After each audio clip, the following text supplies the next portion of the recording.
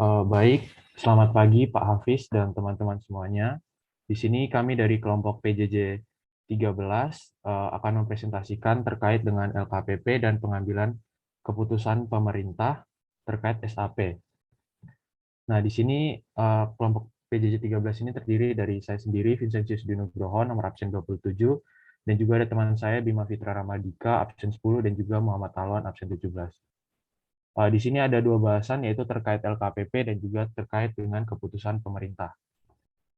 Di sini ada pengertian terkait LKPP. LKPP itu laporan keuangan pemerintah pusat. Nah, laporan keuangan pemerintah pusat ini dibuat oleh pemerintah pusat dalam rangka untuk transparansi dan juga pertanggungjawaban atas APBN. Kemudian LKPP ini juga merupakan konsolidasi atas laporan keuangan, entitas pelaporan BUN, dan juga entitas pelaporan kementerian atau lembaga. Laporan keuangan kementerian lembaga ini juga merupakan konsolidasian dari laporan keuangan entitas akuntansi satuan kerja di bawahnya. Jadi di bawah kementerian lembaga itu juga dikonsolidasikan dari satker-satker. Kemudian di sini ada laporan keuangan yang dihasilkan dari LKPP. Nah, yang pertama terkait dengan laporan realisasi APBN. Nah, laporan realisasi APBN ini itu memberikan informasi terkait dengan realisasi pendapatan, belanja, dan juga pembiayaan. Kemudian yang kedua ini ada laporan perubahan saldo anggaran lebih atau disebutnya sebagai LPSAL. Nah, LPSAL ini itu dia menyajikan informasi terkait kenaikan atau penurunan saldo anggaran lebih. Kemudian yang ketiga ada neraca. Neraca ini tuh dia menyajikan informasi terkait posisi aset, kewajiban, dan juga ekuitas pemerintah pusat pada 31 Desember. Kemudian yang keempat ada laporan operasional atau biasa kita singkat dengan LO. Nah, LO ini dia itu menyajikan terkait ikhtisar sumber daya ekonomi yang menambah ekuitas dan juga penggunaannya yang dikelola oleh pemerintah untuk kegiatan penyelenggaraan pemerintahan. Kemudian yang kelima terkait dengan laporan arus kas. Nah, laporan arus kas ini dia itu menyajikan informasi berkaitan dengan penerimaan dan juga pengeluaran kas dari kas umum negara untuk tahun yang berakhir sampai dengan 31 Desember. Kemudian yang keenam itu ada laporan perubahan ekuitas. Nah, laporan perubahan ekuitas ini menyajikan terkait informasi terkait dengan kenaikan dan juga penurunan ekuitas selama 1 tahun. Kemudian yang terakhir yaitu terkait dengan catatan atas laporan keuangan. Nah, catatan atas laporan keuangan ini dia itu disajikan dengan tujuan untuk pengguna laporan keuangan itu dia tuh bisa memperoleh informasi yang memadai terkait dengan hal-hal yang termuat dalam laporan keuangan.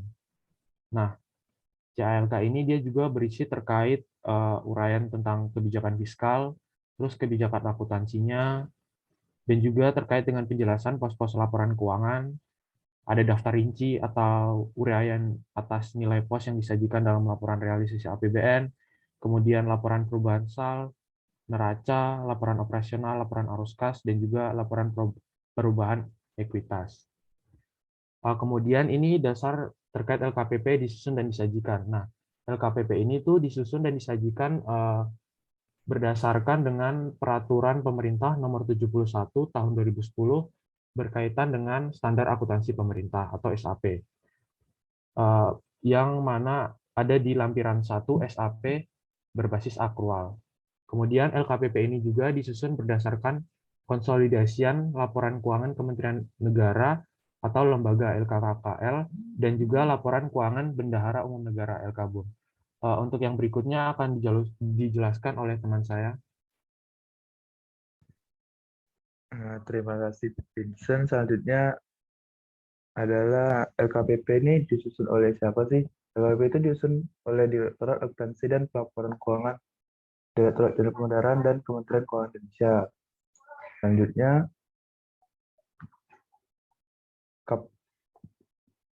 selanjutnya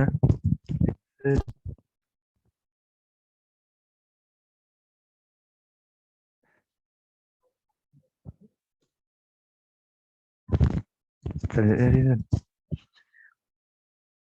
Selanjutnya adalah kapan LKPP diterbitkan. LKPP itu diterbitkan setiap tahun dan pertama kali diterbitkan pada tahun 2004 sejak Indonesia merdeka sebagai bentuk pertanggungjawaban keuangan pemerintah. Selanjutnya adalah alur penyusunan LKPP. Ini bisa teman-teman lihat, ini adalah alur penyusunan LKPP. Menteri Pimpinan Lembaga sebagai pengguna anggaran barang dan Menteri Keuangan sebagai bendahara umum negara. Selanjutnya adalah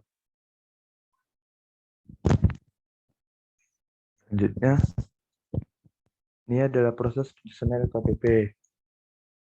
Jadi dari dokumen sumber transaksi, terus proses transaksi, analisis transaksi, journal entry, posting. Baru nanti menghasilkan LRA, LO, LPE, neraca, dan lain-lain. Terus selanjutnya, nah ini adalah contoh KPP tahun 2020. Nah, untuk pembahasan selanjutnya terkait keputusan pemerintah terkait SAP akan dijelaskan oleh Alwan. Silakan Alwan. Baik, terima kasih Bima. Untuk selanjutnya itu keputusan pemerintah terkait SAP. Next. Nah, ini kami ambil contoh dari LKPP tahun 2020. Dalam tahun 2020 kan Indonesia masih dalam masa pandemi ya. Nah, berikut panduan penerapan SAP pada masa pandemi COVID-19. Pemerintah menerbitkan Perpu Nomor 1 Tahun 2020 tentang Kebijakan Keuangan Negara dan Stabilitas Sistem Keuangan untuk Penanganan COVID-19 dalam rangka menghadapi ancaman yang membahayakan perekonomian nasional atau stabilitas sistem keuangan. Nah, Perpu ini telah ditetapkan menjadi UU Nomor 2 Tahun 2020 pada tanggal 16 Mei 2020. Next. Berikut beberapa PSAP dan buletin teknis atau bultek yang terkait dengan kegiatan penanganan pandemi COVID-19. Yang pertama yaitu PSAP 01, penyajian laporan keuangan. Untuk menangani pandemi COVID, pemerintah mengeluarkan kebijakan dengan menambah utang dalam rangka mendanai pengeluaran belanja penanganan pandemi COVID. Yang kedua, PSAP 02, laporan realisasi anggaran berbasis kas. Program penanganan pandemi COVID akan berdampak pada perubahan APBN APBD tahun 2020 dan realisasinya dilaporkan dalam LRA. Next. Untuk yang ketiga, PSAP 04, catatan atas laporan keuangan. Pada bagian kebijakan fiskal keuangan dan ekonomi makro, dijelaskan dampak pandemi COVID pada entitas dan kebijakan fiskal, perubahan anggaran, dan kondisi ekonomi makro yang terdampak pandemi COVID-19. Untuk ikhtisar pencapaian target keuangan, menjelaskan dampak pandemi COVID-19 terhadap pencapaian keuangan. Untuk kebijakan akuntansi, menjelaskan bahwa kegiatan penanganan pandemi COVID tidak disajikan dalam pos luar biasa, karena pengaruh pandemi COVID ini hampir menyebar di seluruh pos laporan keuangan. Untuk itu, dampak pandemi COVID akan dijelaskan pada pengungkapan pos-pos laporan keuangan yang terdampak signifikan. Untuk pos-pos laporan keuangan yang terdampak signifikan, jelaskan perubahan pos-pos tersebut sebagai dampak dari realokasi dan refocusing anggaran. Next. Untuk yang keempat, PSAP 06, akuntansi investasi. Kebijakan pemerintah dalam rangka stabilisasi sistem keuangan yang dilakukan melalui penempatan modal negara pada BUMN atau korporasi atau swasta, baik melalui penanaman modal langsung maupun melalui lembaga keuangan, serta kemungkinan penurunan nilai kepemilikan pemerintah akibat adanya BUMN yang merugi. Untuk yang kelima, PSAP 09, kewajiban. Kewajiban pemerintah telah ditetapkan berdasarkan ketentuan regulasi dan kontrak yang telah berjalan, diakui sesuai dengan PSAP kewajiban. Nah, kebijakan utang khusus yang dilakukan dalam rangka penanganan pandemi COVID ini perlu dijelaskan dalam CALK. Next. Untuk yang keenam, terkait buletin teknis nomor 13, akuntansi hibah. Kegiatan pemberian hibah oleh pemerintah maupun penerimaan hibah dilaporkan dalam laporan keuangan mengikuti ketentuan atau merujuk pada buletin teknis ini. Next. Nah, sekian presentasi dari kami. Apabila ada pertanyaan, bisa langsung disampaikan.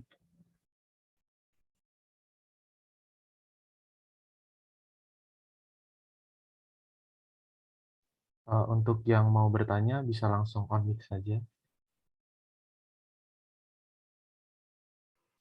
Bertanya. Izin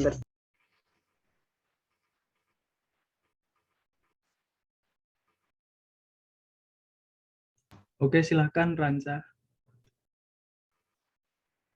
Izin bertanya. LKPP itu kan laporan konsolidasian dari segala entitas laporan. Nah, bagaimana tanggapan kelompok Anda apabila laporan itu dipublikasikan melalui surat kabar melalui media massa maupun media massa? Nah, terus untuk mencapai transparansi itu mungkin perlu dilakukan, namun apakah itu berbahaya apabila mempublikasikan data internal? Terima kasih.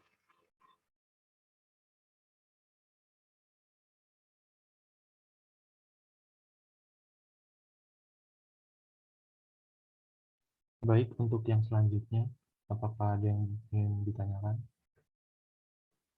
izin bertanya. Ya, silahkan Andi. Perbedaan penyajian LKPP sebelum dan sudah PP tahun nomor 71 tahun 2010 itu apa aja ya? Kan LKPP juga udah buat sebelum tahun itu gitu. Ya, terima kasih. Oke, terima kasih Andi. Izin bertanya. Ya, silahkan Adita. Pada PSAP 02 LRA berbasis program penanganan COVID-19 kan akan berdampak pada perubahan APBN atau APBD. Nah, dampak nyatanya itu apa aja ya? Dan apa aja realisasi yang dilaporkan pada LRA? Terima kasih. Baik, terima kasih atas pertanyaannya Adita. Untuk pertanyaannya, sementara kita tampung dulu dan kita akan diskusikan terlebih dahulu. Mohon untuk menunggu.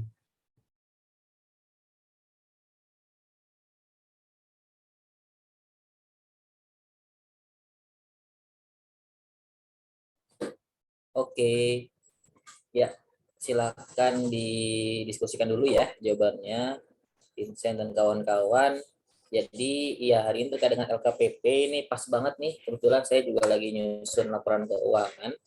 Jadi kalau secara jadwal memang benar LKPP itu merupakan gabungan ya, namanya pemerintah pusat, gabungan dari seluruh KL, kementerian lembaga di Indonesia.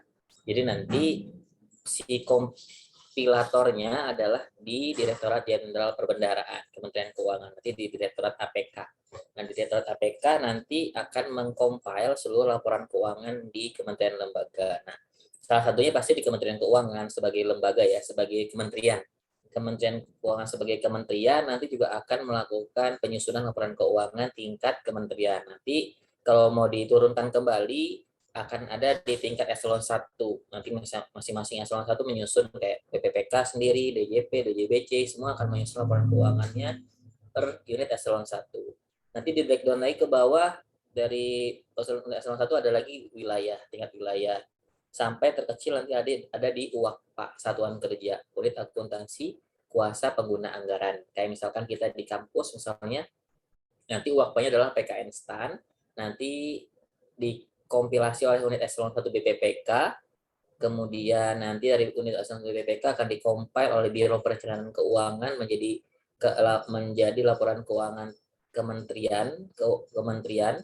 Nanti setelah itu akan ada disampaikan ke Direktur Jenderal Perbendaharaan atau dikompil dengan kementerian lembaga lain ya. Kalau secara deadline, kita sekarang lagi nyusun unaudited ya teman-teman ya.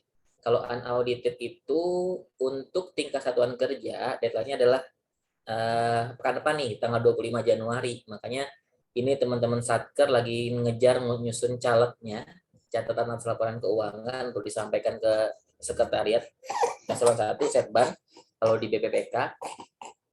Kemudian dari BPPK akan menyusun laporan keuangan eselon 1 nanti paling lama deadline-nya tanggal 18 Februari.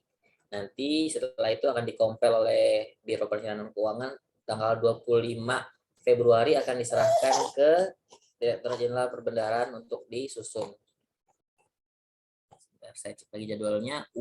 28 Februari itu nanti deadline untuk UAPA. UAPA itu kementerian, tingkat kementerian. Jadi itu LKPP. Jadi nanti teman-teman harus paham tuh LKPP itu akan disusun kapan, 2 bulan pertama untuk nyusun unaudited. Nanti setelah itu sambil nyusun unaudited akan ada pemeriksaan oleh BPK. Ini sekarang di BPK udah masuk tuh, BPK udah minta dokumen-dokumen awal. Udah ada minta dokumen-dokumen awal, tinggal kita serahkan dokumen-dokumen tersebut, kita kumpulkan dulu, kemudian kita serahkan, tapi tidak langsung ke BPK biasanya, melalui koordinator di Kementerian Keuangan di Biro Perencanaan Keuangan. Jadi kalau teman-teman nanti yang di Kementerian Keuangan harus paham nih alurnya. Kayaknya kalau di kementerian lembaga lain juga sama ya, prosesnya hampir sama ya. Itu kemudian nanti kan ada audit apabila ada temuan ini apakah temuan ini akan hanya untuk temuan di kementerian saja, kalau kita di Kementerian Keuangan BA 15 istilahnya, karena kita bagian anggarannya 015, nomor 015, atau hanya di kementerian saja, atau bisa naik ke LKPP. Jadi bisa jadi temuan di satker kita, unit kita nanti akan ada di LKPP. Ini pasti panjang sih prosesnya nanti. Nanti biasanya di bulan Mei akan ada rencana aksi, nanti akhir Mei akan diserahkan ke Menteri Keuangan hasil audit BPK-nya. Itu ya paling, nanti kita diskusi lagi terkait ini. Kemudian gimana teman-teman penyaji udah siap? Boleh, Pak. Oke, silakan Alwan, Vincent, Bima.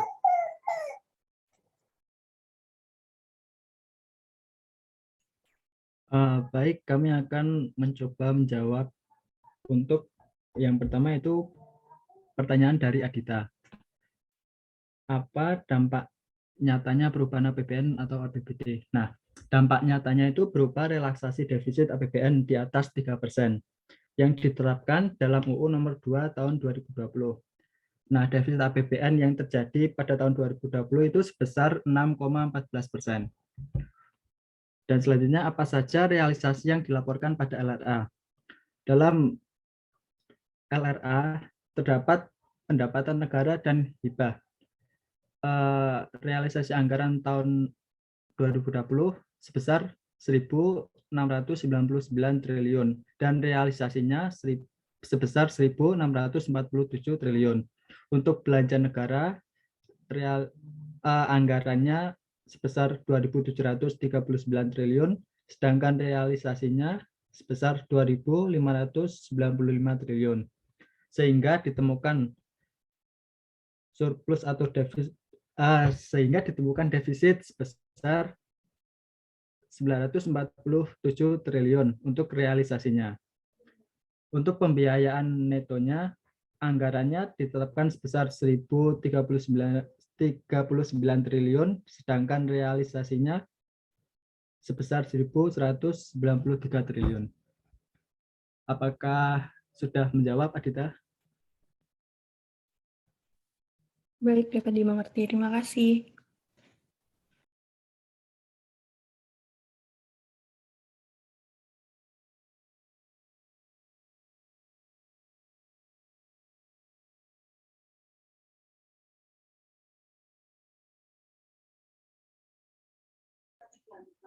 Baik, saya akan jawab pertanyaan dari Ranca.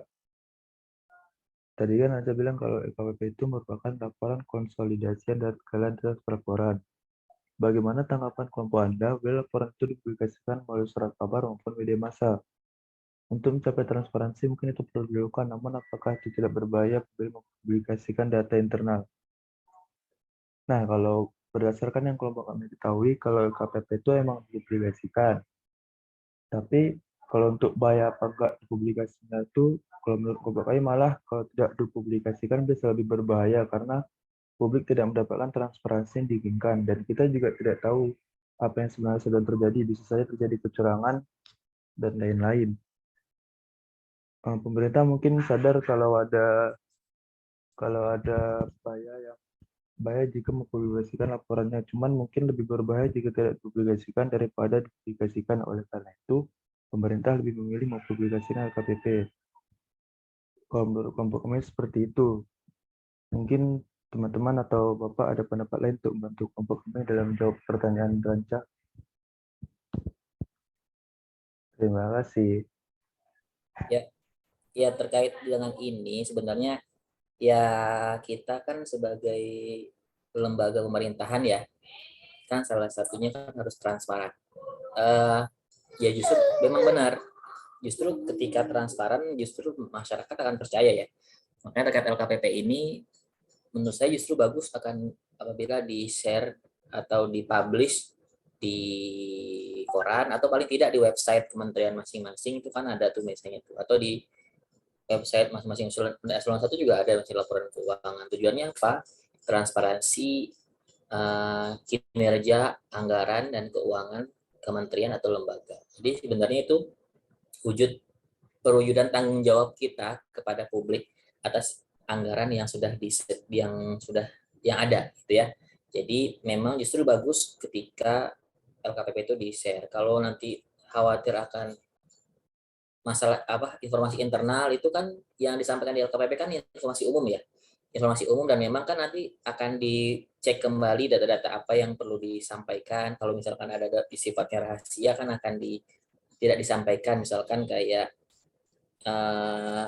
laporan TGR, tuntutan ganti rugi misalkan ya, bisa jadi itu sifatnya hanya inisial. Tapi kalau kita sedikit di BPPK ini kalau tidak salah untuk laporan TGR itu kita sampaikan siapa-siapa saja. Tujuannya apa? Untuk sebagai ini sebenarnya pengingat histori TGR di tuntutan ganti rugi di instansi kita. Jadi kan kita tahu tuh progresnya sudah sampai mana, misalkan apakah sudah sampai penagihan sudah diserahkan ke PUPN yang kemarin kita bahas di piutang, atau kalau sudah sampai di PUPN progresnya seperti apa. Itu kan kita harus tahu, paling tidak di caleg itu harus dijelaskan tuh progresnya gimana.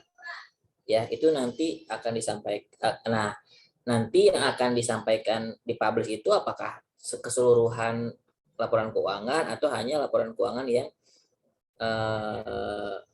kayak neraca, laporan operasional. Cuma kan caleg kan juga bagian dari laporan keuangan ya. Itu pun kayaknya nanti akan disampaikan juga. Menurut saya justru bagus sih sebagai wujud transparansi. Mungkin bisa dilanjut atau teman-teman lain ada yang mau menambahkan, boleh juga. Silakan kita diskusi.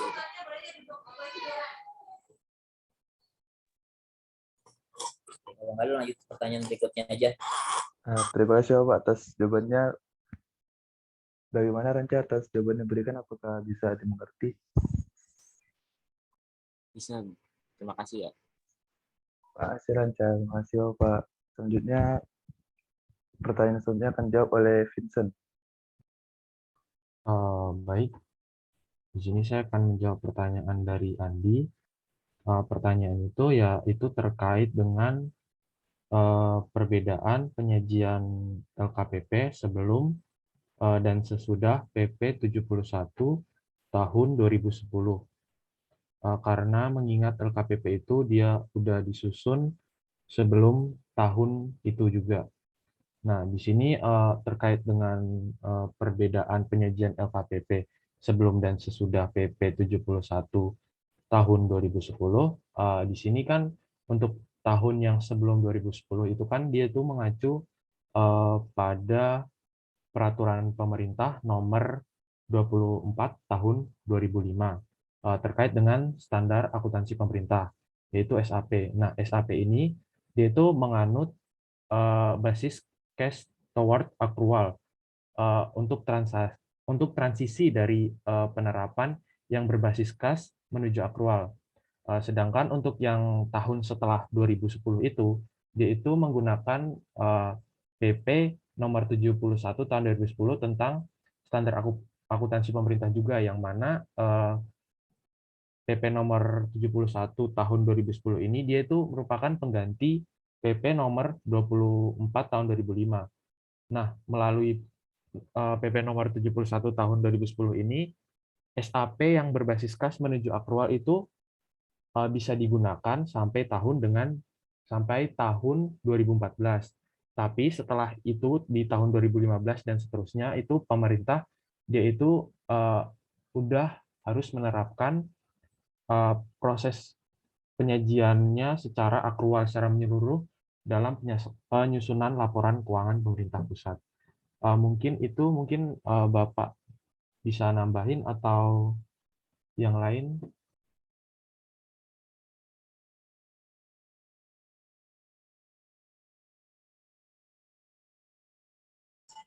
Oke, sip, nggak apa-apa, lanjut aja. Bagaimana Andi jawabannya? Ya, sudah cukup. Terima kasih. Oke, baik. Terima kasih atas perhatiannya. Mohon maaf apabila dari kelompok kami ada kesalahan atau kekurangan. Sekian dari presentasi kami. Selamat siang semuanya. Selamat siang Pak Hafiz.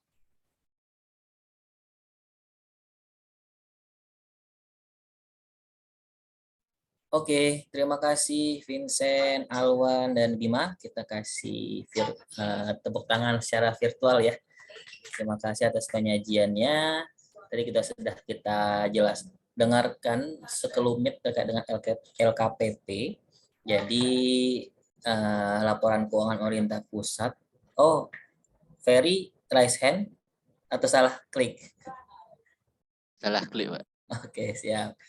Oke, jadi tadi kita sudah lihat ya pemaparan dari teman-teman mengenai ini LKPP. Jadi nanti sebenarnya sedang hangat-hangatnya nih, sedang dikerjakan sama para pejuang WTP, selain itu ya. Pada pejuang WTP sedang giat untuk mengerjakan laporan keuangan tahun anggaran 2021.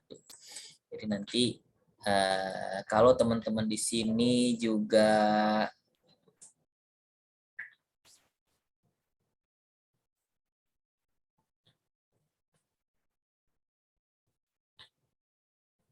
ya,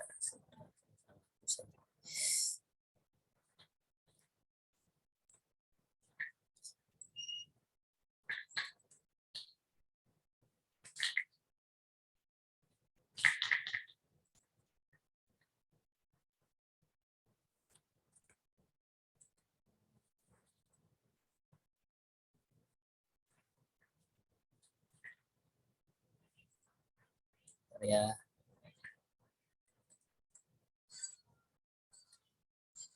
Oke, nanti kalau teman-teman akan menyusun laporan keuangan, biasanya kan kalau anak akuntansi kan nanti arahnya nanti akan ditugaskan untuk menyusun laporan keuangan ya, dimanapun teman-teman ditugaskan nanti, apakah laporan keuangan pemerintah pusat atau laporan keuangan pemerintah daerah, itu nanti biasanya anak akuntansi, namanya kan menyusun laporan keuangan. Oke, jadi teman-teman harus paham data deadline-nya, kemudian hal-hal apa saja yang perlu diperhatikan nanti kita bahas di menu GLP di materi kita hari ini. Kalau keburu waktunya ya. Oke, teman-teman kita lanjut ya. Kita akan kuis. Biasanya kalau ada kuis, kalau di TV-TV ada lagunya, teneng-teneng gitu ya. Kita kuis. Hari ini sama formatnya sama kayak yang kemarin sebelum UTS. Jadi ada yang pilihan ganda 25 soal, benar salah 10 soal, isian 5 soal aja. Nanti isian paling tidak satu ada yang 1 jawaban, ada yang 2 jawaban, ada yang 3 jawaban. Ada yang 4 ya, kayaknya enggak, paling lama yang 3. Perhatikan aja titik-titiknya ya. Jadi semua titik-titik diisi.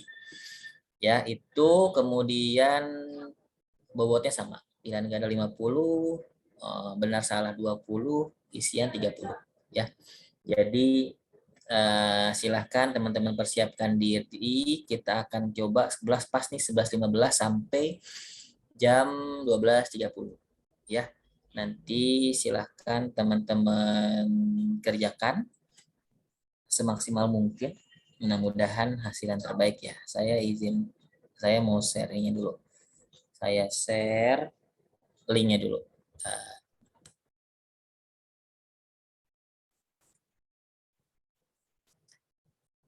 Oh iya, tadi sudah join yang yoga, Arsi? Saya belum ngecek lagi. Sudah ini Pak, ngechat saya udah on dia. Sepertinya dia sakit Pak Masian. Tapi Oke. di Zoom ini udah join dia. Oh, sudah join. Oke, mudah-mudahan cepat sehat. Yoga jangan lupa di absen di WA ya, di grup ya. Oke, mudah-mudahan sehat semua yang lain. Kita latihan soal ya sampai jam 12.30. Silakan teman-teman. 80. Ada yang nilainya, ada yang selain isian 80. Berarti kalau isian benar semua bisa 100. Good job teman-teman. Terima kasih. Ini belum masuk GLP ya. GLP belum masuk. Mudah-mudahan sih GLP insya Allah nggak terlalu susah karena teman-teman familiar dengan akuntansi ya. Akuntansi pemerintahan juga. Nanti teman-teman paling di GLP kita akan banyak-banyak ketemu jurnal. Teman-teman juga harus paham jurnal-jurnalnya ya. Tidak hanya aplikasinya, juga harus paham jurnalnya. Sebentar kita recap dulu yang kuis kita hari ini. Kalau melihat dari resumnya, yang banyak salah itu ada di modul aset tetap pada Sakti juga terhubung pada aplikasi pengelolaan BMN Siman ya teman-teman ya, bukan Simak.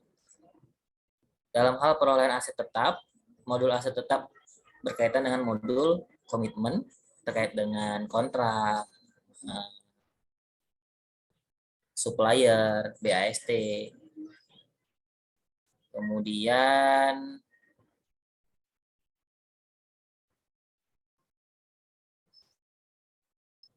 ini PT XYZ merupakan debitur pada Satker B harus melunasi piutang pada tanggal 15 Januari.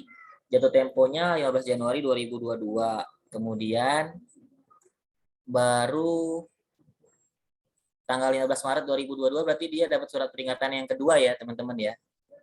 Kan 30 hari dari jatuh tempo surat peringatan pertama dia kurang lancar, 30 hari berikutnya di 15 Maret dia udah masuk jatuh tempo yang kedua, udah masuk surat peringatan kedua. Surat peringatan kedua itu nanti dapatnya jadinya ragu-ragu ya. Kita ragu-ragu.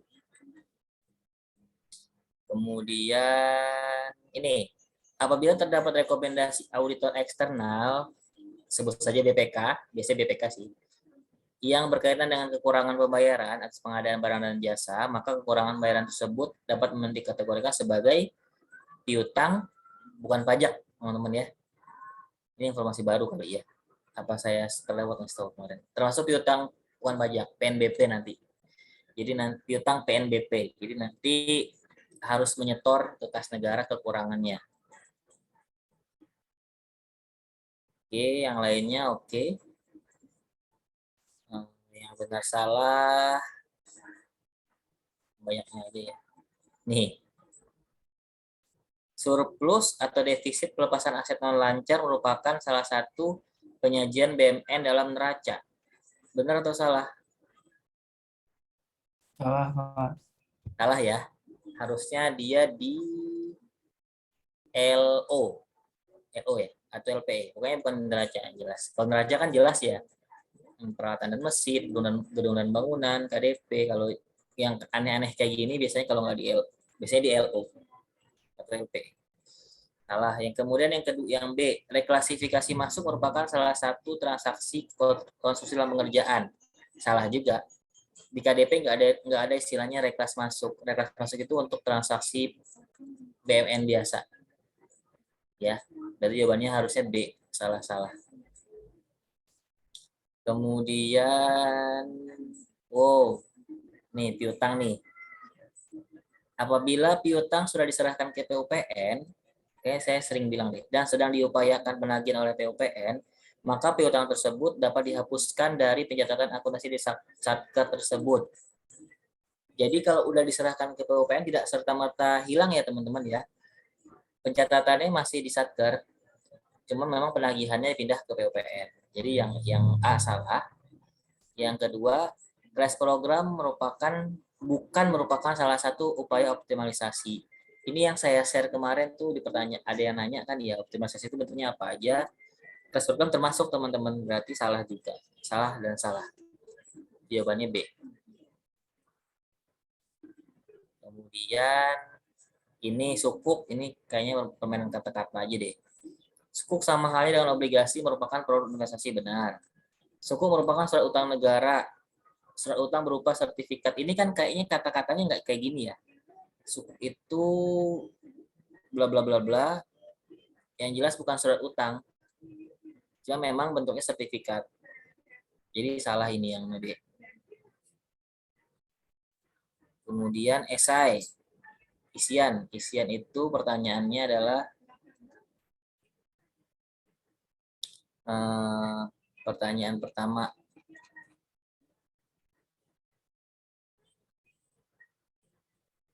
Membandingkan data setoran penerimaan negara dengan bla bla bla, itu namanya apa? Rekonsiliasi pasti ya. Kemudian ada 2 jenis data apa aja? Ada data settled atau reconciled dan data unsettled, unreconciled. Gampang, ini ada semua.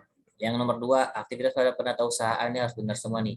Pembukuan, inventarisasi, dan pelaporan. Ya, jadi yang kita bahas di modul GLP ini, teman-teman, ini merupakan bagian dari penatausahaan di siklus pengelolaan BUMN. Jadi setiap modul-modul di Sakti itu juga kadang-kadang beberapa berkaitan dengan siklus pengelolaan BUMN. Kayak yang modul anggaran, dia itu nanti berkaitan dengan siklus pengelolaan BUMN yang perencanaan dan penganggaran. Kemudian modul komitmen, dia nanti berkaitan dengan di siklus pengelolaan BUMN di pengadaan.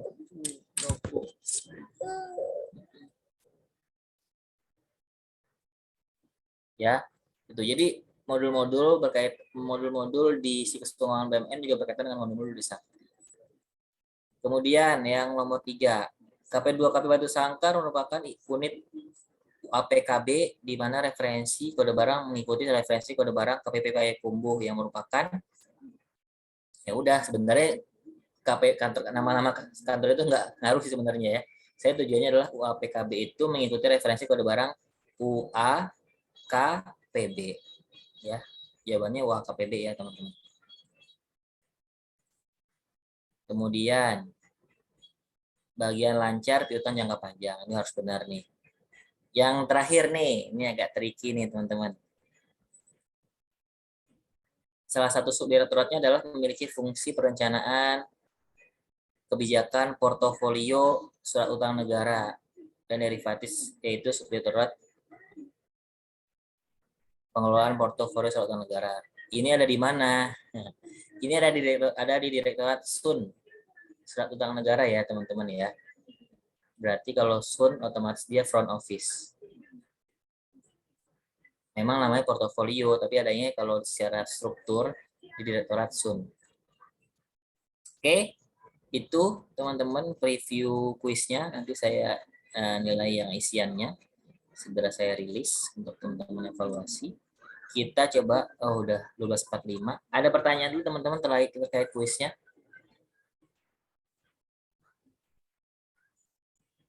Yang jelas kalau UAS informasinya nanti 40% multiple choice, 60%-nya esai. Kalau bisa sih isian ya, dan isiannya tinggal nyari di mana? PPT. Tapi ini kan teman-teman nanti dipantau ya. Jadi teman-teman harus dipantau pakai SEB kan ya, pakai SEB, dan teman-teman juga harus terbiasa. Kemarin kan kayaknya pas UTS kemarin baru pertama kali pakai SEB, jadi agak susah ya, lagi agak susah ya teman-teman ya. Walaupun open book kan, open book cuman agak nggak bisa googling karena kan yang dibuka adalah depan belakang ada laptop atau lain-lainnya. Oke, nggak ada pertanyaan tentang kuis. Saya preview singkat terkait materi GLP, akuntansi dan pelaporan, sedikit aja ya.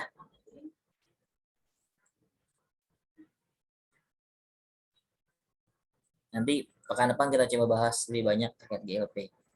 Jadi kalau secara umum, GLP itu seperti saya sering bilang merupakan muara dari Sakti. Jadi semua modul pasti akan biasanya akan berkaitan dengan GLP. Jadi ada pokoknya terkait jurnal-jurnal itu nanti akan ke GLP. Anggaran, komitmen, aset tahap persediaan itu nanti semua akan ke GLP. Ini dasar hukumnya. Nah, tadi LKPP yang diceritakan sama Bima dan kawan-kawan tadi itu merupakan bagian dari SAPP yang terdiri dari SAI dan Sabun. Ini sudah pernah kita bahas juga di pertemuan pertama sama kedua. SAI, Sistem Akuntansi Instansi, itu untuk seluruh kementerian lembaga sebagai COO. Kemudian Sabun untuk Bendahara Umum Negara, CFO-nya ada di Kementerian Keuangan. Saya sudah sering bilang ini nanti yang menyusun adalah Menteri Keuangan. Ya, kemudian laporan-laporan apa saja? Ini dia. LNA, LO, neraca, LPE, dan seterusnya. Kalau untuk SAI tidak ada laporan arus kas. Ya.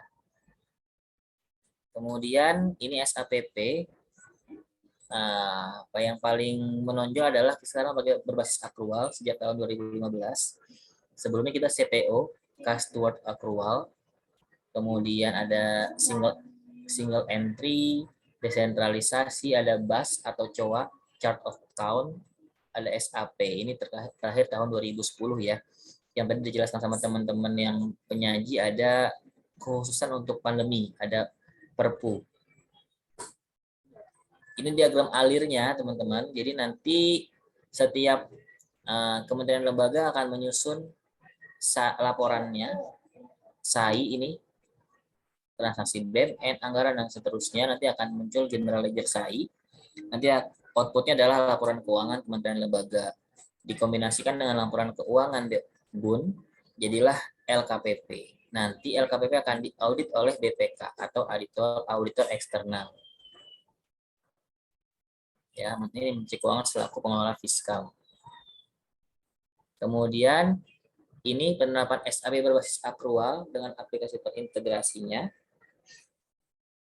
Jadi ada Sakti, ada SPAN. Kalau yang belum pakai Sakti, dia pakainya SIMAK BMN, persediaan sama SAS ya. Tapi sejak tahun 2022 ini semua kementerian lembaga pakai Sakti. Cuman untuk penyusunan laporan keuangannya bebas, bisa menggunakan Sakti atau masih menggunakan yang lama, Saiba. Oke, ini proses penyusunan laporan keuangannya, ada SAPP-nya, ada kebijakan akuntansinya, ada sistem akuntansinya, kemudian ada dokumen-dokumen sumbernya, analisis transaksi, jurnal, dan seterusnya. Ya, seperti biasa, input, dokumen-dokumen sumbernya apa, proses di jurnal, di posting, outputnya adalah laporan keuangan. Karakteristik laporan keuangan harus relevan, andal, comparable, sama understandable, dapat dipahami. Proses penyusunannya, ini sebenarnya mirip sama proses penyusunan laporan keuangan konvensional, teman-teman. Jadi, ya sudah ada dokumen sumber, kita jurnal, kita posting ke buku besar, either buku besar akrual atau kas, kemudian bikin jurnal penyesuaian, bikin neraca percobaan, baru laporan keuangan. Tapi memang di sini nggak ada worksheet ya. Neraca lajur, sebenarnya neraca lajur juga hanya membantu ya, sebenarnya membantu teman-teman dalam menyusun laporan keuangan. Oke, kemudian ini dokumen sumbernya apa saja, saldo awal, ini kalau dia baru menggunakan Sakti atau ya paling tidak itu ya untuk menggunakan Sakti pertama kali. Kemudian dokumen anggarannya apa, DIPA, dokumen transaksi tahun berjalan, dokumen pengesahan kalau untuk BLU, dokumen transaksi akrual, dokumen transaksi lainnya. Ini dokumen-dokumen yang dibutuhkan dalam menyusun laporan keuangan atau dalam menggunakan aplikasi Sakti modul akuntansi dan pelaporan. Ini dia gambar umum modul Saktinya. Ada operator satuan kerja, operator konsolidator. Nanti untuk yang tingkat wilayah, kalau teman-teman di Satker daerah, misalkan di KPP, nanti ada Kanwil sebagai tingkat wilayahnya, Kanwil DJP, kalau KPPN, Kanwil DJPB, Korban, kalau DJBC, Kanwil DJBC, KPPBC, atau Pangsarok, atau KPU. itu nanti ada kanwilnya. Kemudian eselon 1 Direktur Jenderal atau badan, baik Badan Pendidikan Keuangan atau Badan Kebijakan Fiskal. Kita hanya 2 ya, badan ya, BPK dan BKF. Kemudian konsolidator tingkat kementerian lembaga ada di Perben, Direktorat APK. Ini fitur-fitur aplikasi di modul akuntansi dan pelaporan GLP.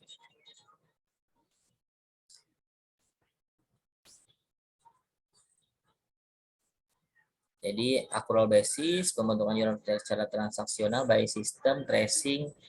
Seperti biasa ya, nanti ada periode 13 dan 14. Kayak sekarang nih, periode 13 unaudited. Nanti setelah unaudited dikirim, ada namanya periode 14 audit. Ada buku besar kas, buku besar accrual. Ini tadi saya bilang, modul GLP pasti berkaitan dengan modul-modul lain di Sakti, entah dia modul komitmen terkait dengan jurnal komitmennya, modul pembayaran, modul anggaran, modul aset tetap, modul persediaan, modul piutang, dan modul bendahara.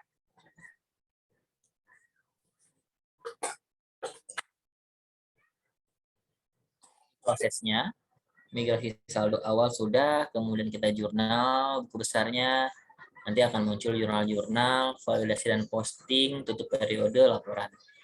Ingat teman-teman, ketika mau menyusun laporan, semua modul harus ditutup. Jadi modul aset tetap, modul persediaan harus ditutup periodenya.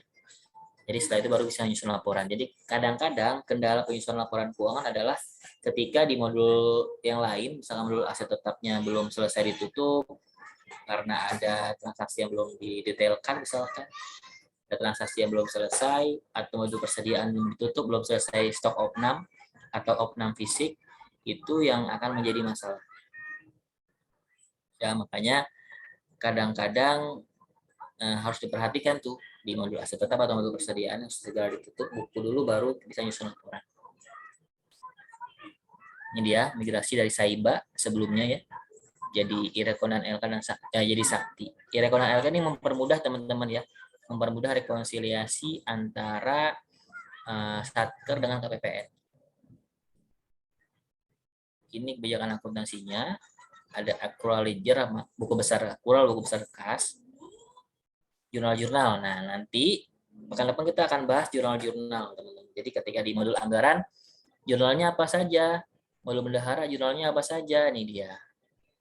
Komitmen, ini dia pembayaran, persediaan, modul aset tetap yang didetailkan tadi ya, modul piutang, GLP ini terakhir. Ini contoh jurnalnya, ini yang paling gampang sih sebenarnya. Ketika BAST tulisan jurnalnya ini persediaan atau aset ya, tergantung teman-teman apa. Kalau dia bentuknya aset tetap ya berarti aset tetap yang belum diregister gitu ya. Kalau bentuknya persediaan kayak kertas HVS, jadi persediaan yang belum diregister. Salah satu aja ya teman-teman ya. Jadi nanti kalau ujian jangan dua-duanya tuh. Ketika misalkan kertas HPS, langsung aja persediaan yang belum diregister gitu ya. Kemudian pendetailannya udah persediaan pada persediaan yang belum diregister. Atau kalau mau langsung kertas HPS pada persediaan yang belum diregister bisa juga. Ini jurnal accrual, nanti ada SPP ketika ada di modul komitmennya menerbitkan SPP. Tadi BAST ada di modul komitmen, pendetailan di modul aset tetap atau modul persediaan. Di SPP ini di modul SPP modul komitmen ya. Kemudian SP2D di modul pembayaran. Nanti muncul belanja yang masih harus bayar. Jadi ini berkaitan semua ya. Ada yang accrual, ada yang kas. Nanti kalau disuruh semuanya tulis teman-teman ya, accrual dan kas ya kalau ada soal kayak gitu. Lengkap. Misalkan di BAST, misalkan ini jurnalnya accrual, kemudian kaitannya dengan modul apa dan seterusnya. Kemudian variasi dan posting dan seterusnya, tutup buku, pelaporan, ya. Rekonsiliasi. Nanti pekan depan kita akan coba bahas lebih detail lagi ya, khususnya terkait jurnal-jurnalnya.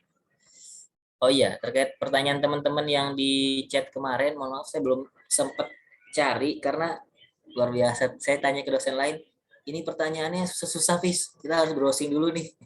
Harus tanya, saya tanya ke teman-teman dosen yang lain, siap. Ini udah di luar topik banget nih pertanyaannya.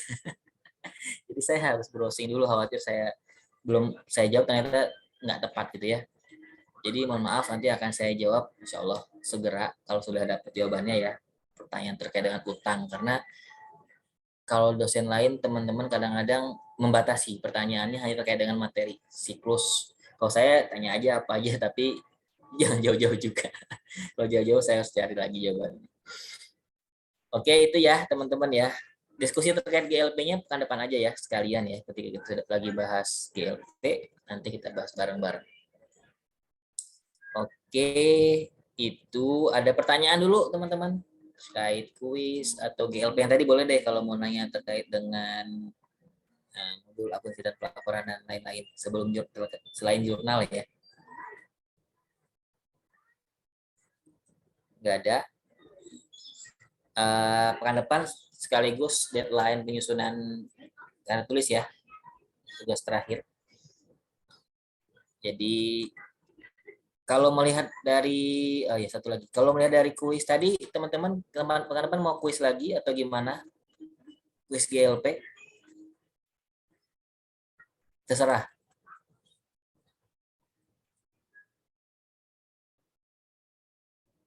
Gimana? Arsi gimana?